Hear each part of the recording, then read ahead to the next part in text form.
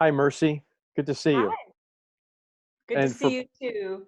for people who don't know, this is the first time Mercy and I have actually talked virtually, and so it's a first for us as well. But really glad you could do this, and I'm grateful that you would take time. Why don't we Oh, start I'm by honored.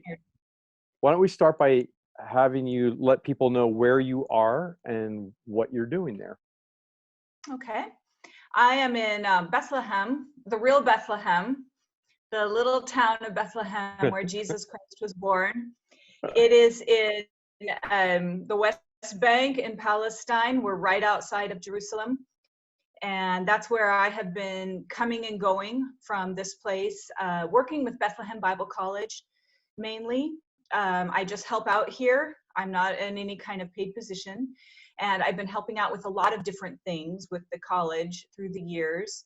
Right now, I'm helping, or was, I should say, before the pandemic hit, with a guest house that we have.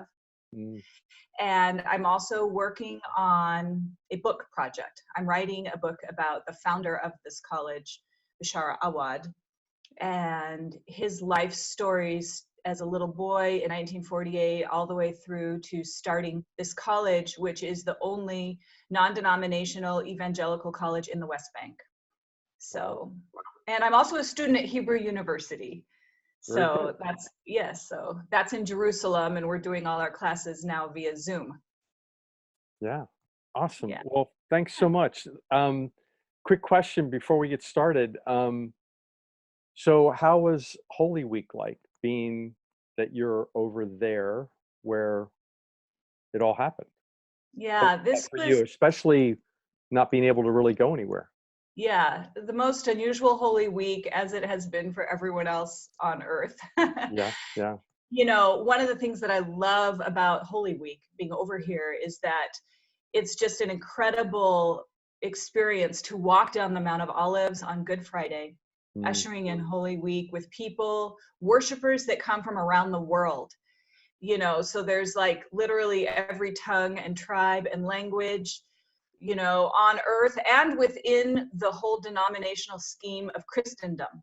So you see all these different languages and different worship styles and different types of clothing, and some are very solemn and some are jubilant, and you know, marching down the Mount of Olives together to remember the Lord's entry into Jerusalem. And that's always just a high point of the year for me.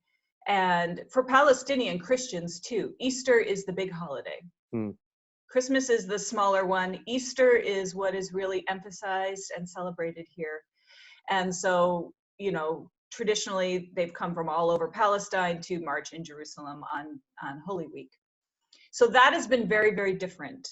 Not being able to do that at all, not being able to go into Jerusalem, which is so special to be in Jerusalem, you know, Yeah, of during Easter. course.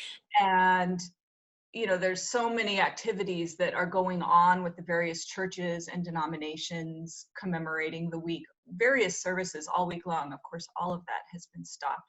The Church of the Holy Sepulchre, or the Anastasis, the Church of the Resurrection Hmm. in Jerusalem, has been closed over Easter for the first time since like 1342, Wow. when the Black Plague hit. So, and the church in Bethlehem here, the Church of the Holy Nativity, was closed immediately when we found out about the very first case of coronavirus in Bethlehem. They immediately closed that church and sanitized the whole area. So, you know, people have commented though that this Easter is more like the first one, Mm. because people were, you know, the very first Easter in Jerusalem was not a big jubilant Yeah, celebration. It was people hiding in their homes. The believers, the followers of Jesus, were hiding in their homes, fearful, unsure, you know, about how to process what to do. Should you even walk out on the street? Is my life in danger if I show my face? You know, and so there was something kind of profound about that, like feeling the solidarity with the first Easter in a surprising and unexpected way here. I think that can happen a lot here in the Holy Land. It certainly happened here for me with Christmas as well. where you don't necessarily have the picture postcard perfect view of it. It's a difficult view of it. And then you realize that it's the most authentic view of it. And so Yeah. there's something that's really beautiful in that. So yeah, for Easter, of course, most people here are Orthodox, most of the Christians here, or even if they're maybe more evangelical now, they might still be on the Eastern calendar because their family is Orthodox. Yeah. And so the big Easter's still coming up. Yep. So this Easter, which was Sunday, was Easter and Palm Sunday. And so we kind of, you know, I kind of remembered both because it was very beautiful. A big convoy of cars representing the Orthodox Church drove through Bethlehem with palm branches in the car, in the truck, and in the back of the truck, they had a huge censer about the size of a small square coffee table or something with billowing clouds of incense going up into the air. And there was a guy sitting over fanning it. And over the loudspeaker, they're speaking blessing over Bethlehem. They're speaking the Lord, you know, they're speaking about the Lord. I couldn't understand all of it because it's in Arabic over the speaker, but they were praying for Bethlehem. I could definitely see that. And they were worshiping the Lord. And they were filling the whole town of Bethlehem with the fragrance of that incense. And that was so beautiful. It was so uplifting. And they did that right after we shut the town down too. A truck from the Orthodox Church drove around and did that, the same thing, filling the town with incense and speaking healing and life and blessing over Bethlehem. So that's pretty cool. Yeah, really cool. Did you have to watch that from your window, or were you able to go out on the street? I was actually able to go out on the street for that. We haven't been going out on the street that much. Bethlehem has actually been in complete lockdown since, is it March 4th or 5th? I mean, a long time ago, we went into lockdown mode. Yeah. And since then, you basically just go out onto the street for necessities. So it's been quite a while, but there's really no harm in just standing out on the street in front of your home. So people were coming out on the street in front of their homes and just participating in the blessing of that. I even saw in video, there were a few people kind of standing there waving palm branches. Awesome. Yeah.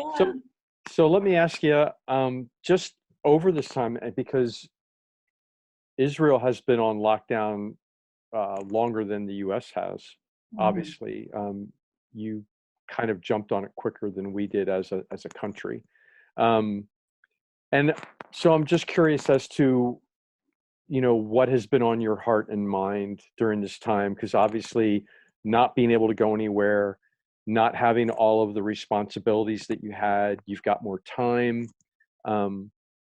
You have this opportunity maybe to be, not necessarily, but maybe more contemplative, maybe more thinking through future ideas. I don't know, but I'm just curious as to what's been on your heart and mind.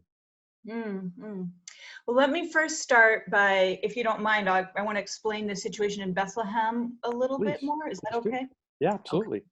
So the Bethlehem is in the West Bank, so it's under the Palestinian Authority. Very few places in the West Bank are fully under the Palestinian Authority.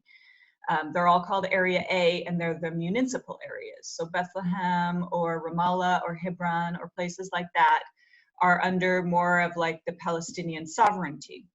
And I'm just pointing that out because I thought it was very beautiful and interesting to see how the Palestinian Authority, which doesn't have a lot of authority really, they actually locked down Bethlehem before Israel did anything. Wow.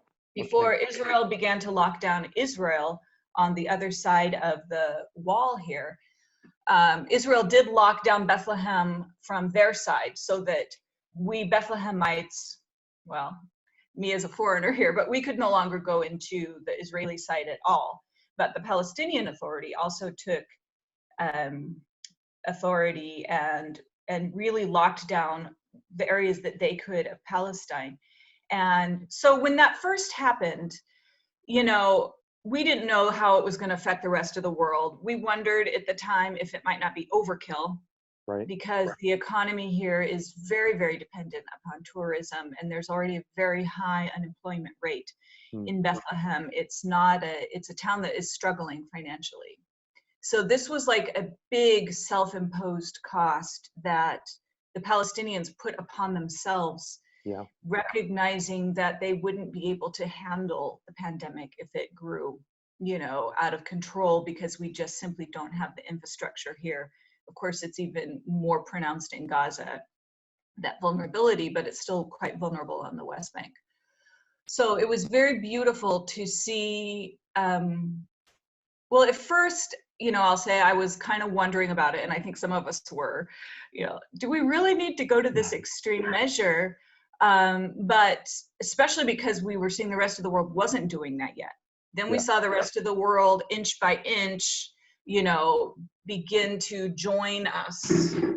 And one thing I'll say is that the pandemic has not grown here. It has been very, very contained because of this measure.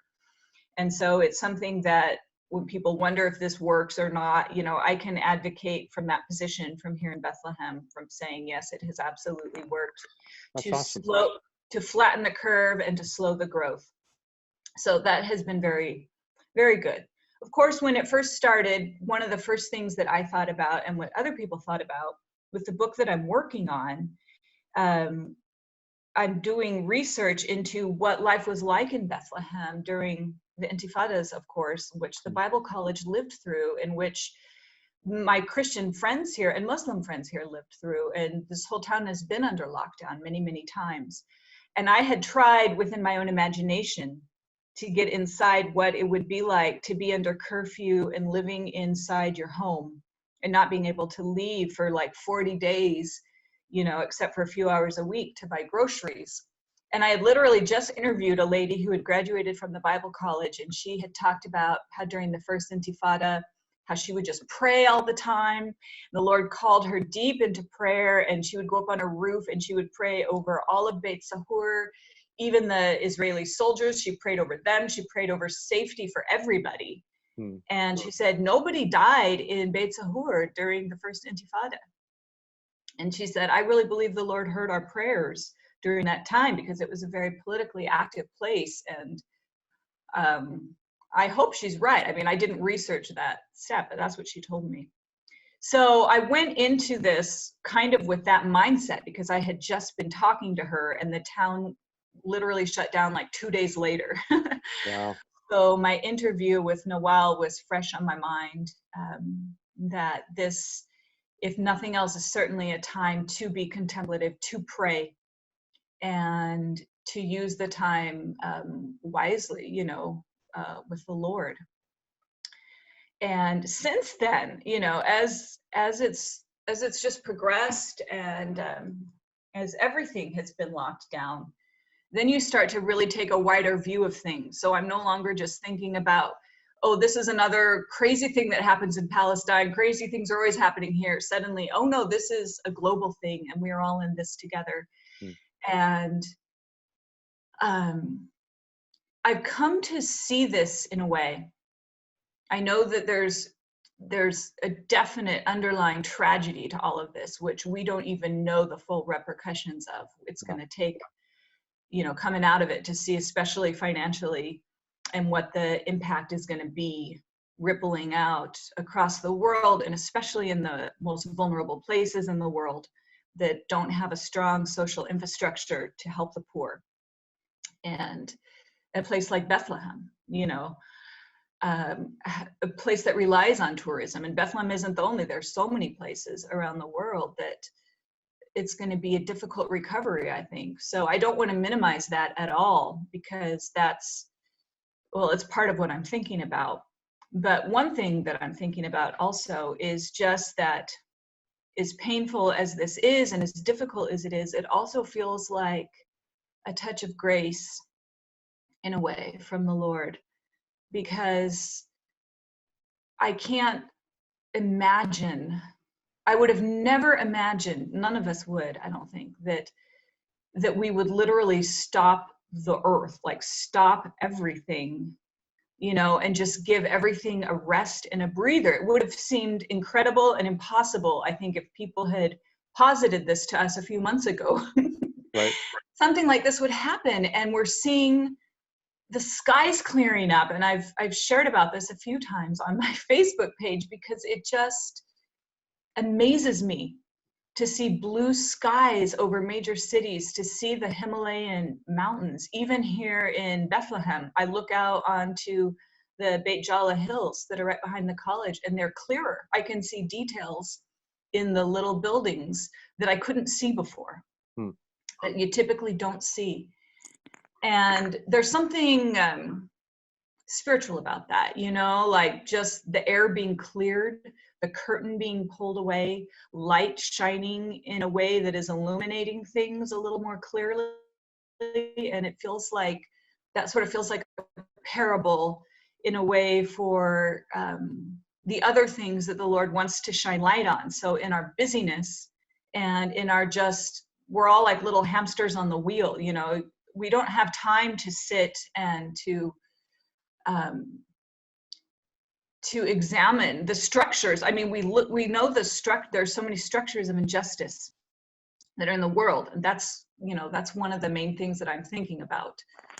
And suddenly, with the curtain rolled away, it's like the light is shining in on vulnerable communities in ways that are more crystal clear. Maybe we saw them before, but now we're getting clearer detail.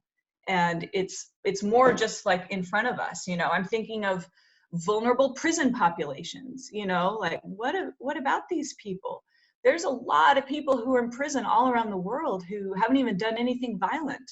They're put there because of their thoughts or their political stances or religious beliefs or whatever. In the US, I mean, we have a ton of nonviolent criminals. Maybe they smoked marijuana or whatever. And they're so vulnerable now. The migrant workers, you know, these people that are vulnerable, but that are kind of like the cogs and wheels that are making life work for the rest of the world, that are literally so important for the food that we're eating every day. I mean, seeing how they're putting their life on the line, and I don't know, I've just been thinking about the Mexican workers in the United States, and here in Israel and Palestine, there's a lot of Palestinians who go over to the Israeli side and work. And so I'm kind of thinking about the parallels between those two communities, because in both cases, they're often invisible. You know, people don't think about them at all, or if they do think about them, it's not necessarily with honor. Like, thank you for providing this valuable service for us. The service that literally we need to keep the engine of our society running. It's an invaluable service. Like, we could not do without this, 100%. We need you to do this. But there's no honor given to them. In fact, if people think of them at all, it's usually with, you know, a sense of resentment or anger or fear or something negative, you know, not necessarily anything positive.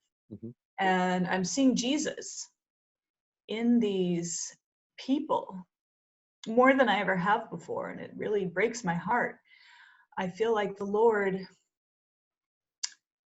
wants us to see these people. And there's other vulnerable communities that I could think of. You know, I could probably go on and on about it, but there's a lot of vulnerable communities and people who are on the underside. That just made me a little emotional. You know, they're on the underside of what has worked to keep the world running, and minimum wage workers, you know, and of course the medical workers, and they do get honor and they should get honor, and thank God for that. But so many of the others that don't. And so I've just been thinking a lot about them, praying a lot about them. Also, women and children who are, you know, it's been mentioned a lot in the media, but who are stuck at home in dangerous situations with people who might be abusive. So there's just a lot to pray about right now. There's a lot to think about critically. The animal situation, I'll just bring that up too, because that's been on my heart a lot, you know. The injustice of the way that we get our food from animals has contributed and will continue to contribute to these coronavirus epidemics, of which, from what I've been reading, we can expect to see more of these type of coronaviruses coming on the earth that are transmitted from humans to animals and back and forth. And it's not just the wet markets in Wuhan. You know, the factory farming and things like that also play a role in these types of viruses. And so everything is basic. It's like the Lord is basically saying, like, you guys can't keep going this way. There are so many things that you're doing that are not healthy, that are destructive, that are exploiting, that are resting upon and built upon the exploitation of other human beings, or that which I gave you to take care of and to maintain, like the earth itself and other living things on the earth. So, you know, I don't know collectively how we can make the changes that we need to make, but it's very, very apparent to me, and it feels very much like grace from God that He's giving us a pause, you know, to stop and to look, to see, to observe, and if nothing else, to, on a personal level, just to say, Lord, how can I live differently, or what kind of changes can I make, and how can I encourage others to do the same, and how can we begin to live in ways that are more in line with your kingdom, you know, and that will show the glory of the Lord. It's been very, very interesting to watch also the struggle that many religious people have, and I'm not just speaking of Christians, because I'm living over here in a context with majority Muslims and Jews, but I see some of the same struggles, maybe not so much in the Muslim community. They seem to have really shut down a lot of their mosques and everything right away. I'm sure there are cases, though. I know, like in Pakistan, I think there's been, or maybe some other places, but I know definitely with the Christian and Jewish communities, there are little stubborn pockets that that are taking this sort of in a personal way. Like, you're telling me I can't meet, you're telling us this is the way we've always done it, and this is who we are, and how dare you as a government come in and tell us that we can't. And that sort of seems to be like as far as their thoughts are going with it. And I would just love to see a greater movement of people of faith, and I think we're seeing it, you know, moving out in ways that are very much focused on like justice and righteousness and loving our neighbor, and really demonstrating that through the pandemic. So those are some of my thoughts. Yeah, that's awesome. And I think, well, for everybody that ever sees this, they'll know why I asked you to do this, because you think deeply about things, you think profoundly about things, and I appreciate that. Couple comments. The way, one of the big things that I've been thinking about, and you hit it, but the way that I framed it is, we're looking at this through privilege. Yeah. And it's the wrong way to look at it. Yeah. And it's kind of a double-edged sword here in America, for sure, because the moment you begin to talk about that, people get defensive. Because when people have talked about it, they've used it, or they've abused it to pour guilt and shame on people for having been born into a certain race, socioeconomic standing. And that's not the point. The point is to recognize that you're in that perspective, and that if it's not impossible, it's extremely difficult to see things from a different perspective. Yeah. But we need to. And Yes. I see I see this, and I don't see that God did this to accomplish this. God doesn't Right. destroy things to accomplish good, but he does bring Right. good out of everything.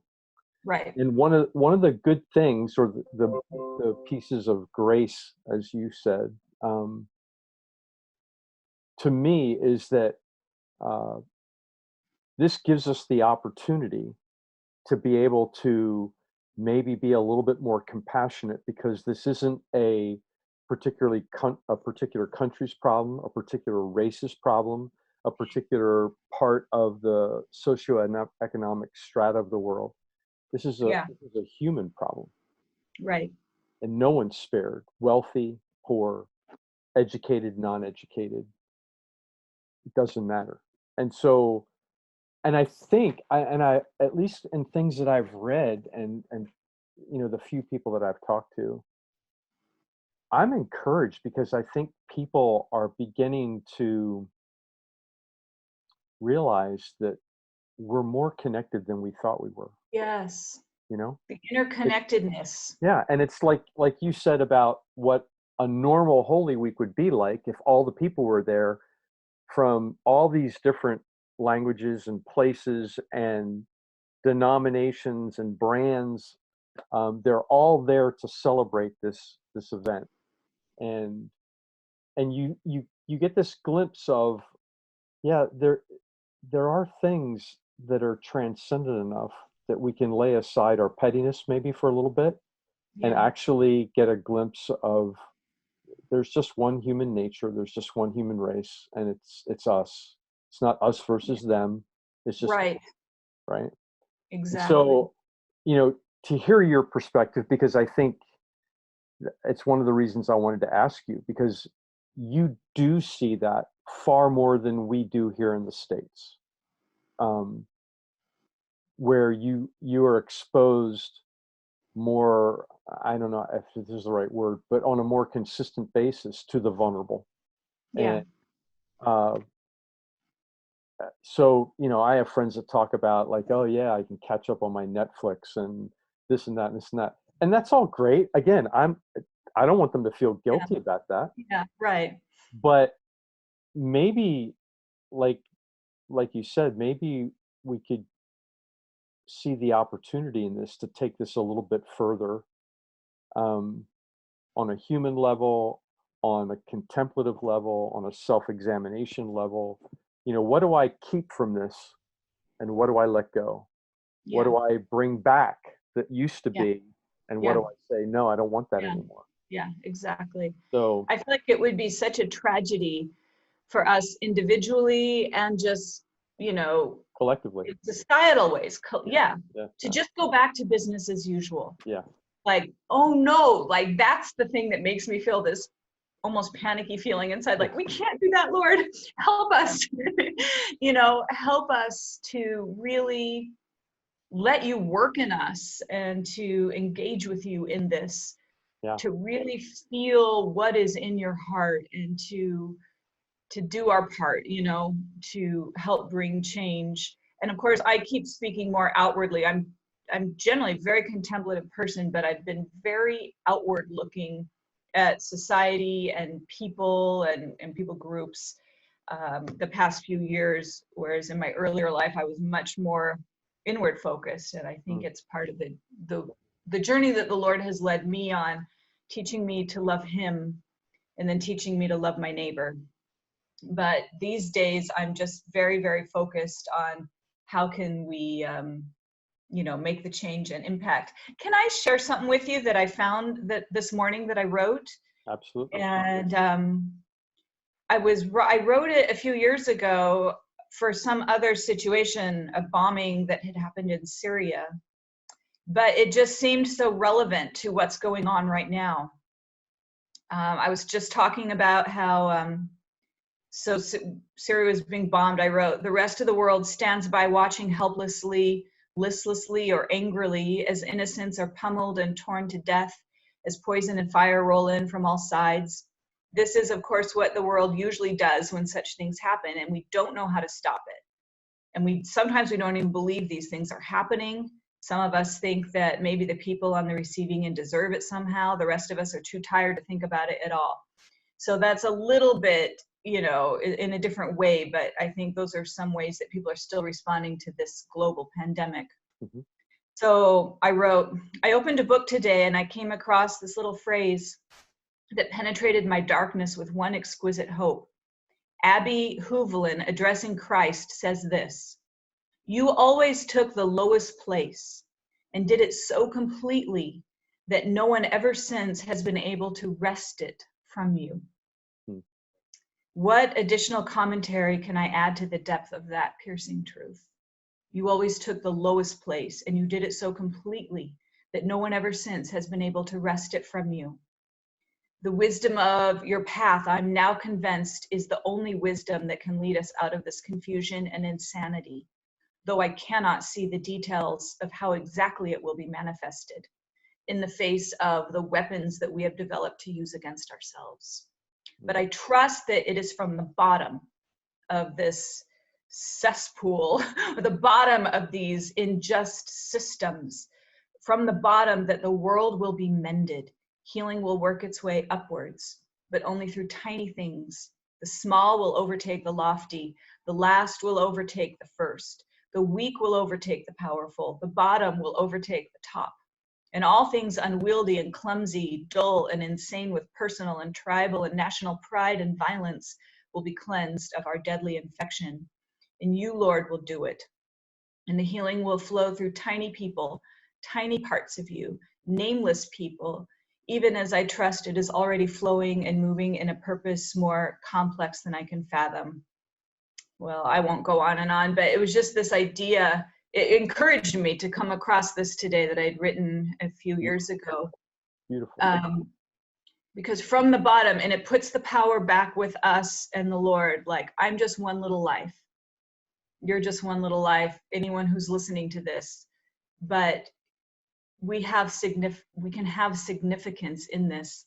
And simply by moving to the bottom, as Jesus did, he fills all things, but he went to the bottom, and from there it's almost like the bottom is the top. So he's the Alpha and the Omega. But Lord, how can I go to the bottom more? Where can I go to the bottom more? Because it's from there that you will fill, and it's from there that your healing will flow. And that's going to look different for everybody, in different circumstances. But I just wanted to close with that thought to encourage people. It's awesome. Thank you. It brings up a lot more thoughts. It's not just a path Jesus took. It's the very nature of the triune God to do that. Yes. In other words, it's not, he didn't do it like to kind of win us, and then he's going to go back to like telling everybody what to do, right? No, this is the way he is, and has always been and will always be. Yes. And so the invitation for us is to participate with him in that place, from that place of trust and humility that he had and always has. And I love that. That's rich. Thank you so much. I'm gonna do something I've done with all the other people that I've interviewed. So this is going to be a little bit less sober than the things that we were just talking about. But I'm just going to say some words, and so that everybody knows.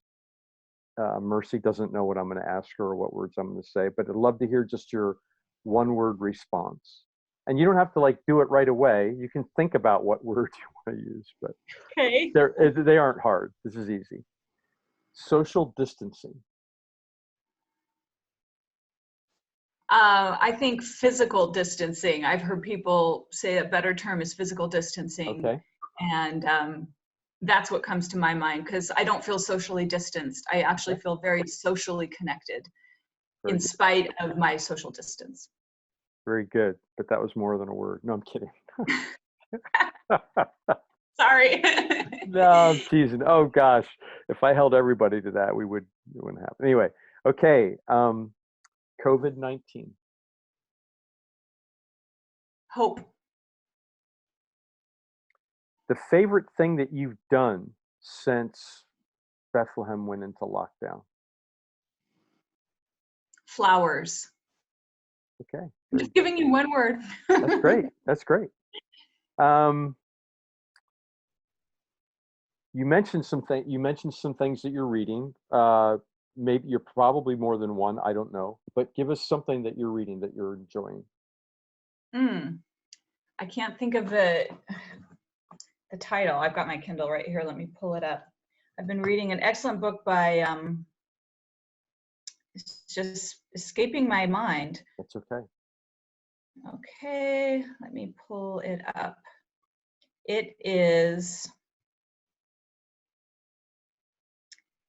I've been reading this John O'Donohue. It's a book called Eternal Echoes. Okay. And it's beautiful.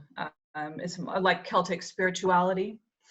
I think he's coming from a Christian background. I would definitely not call him evangelical or anything like that, but his worldview is definitely informed by Christ and this Celtic spirituality. It's been very good. And that's what counts. Yes. I don't care if he's evangelical or not. That's just my comment. Okay. I feel like I have to say that sometimes. Not with me. Okay. Favorite snack?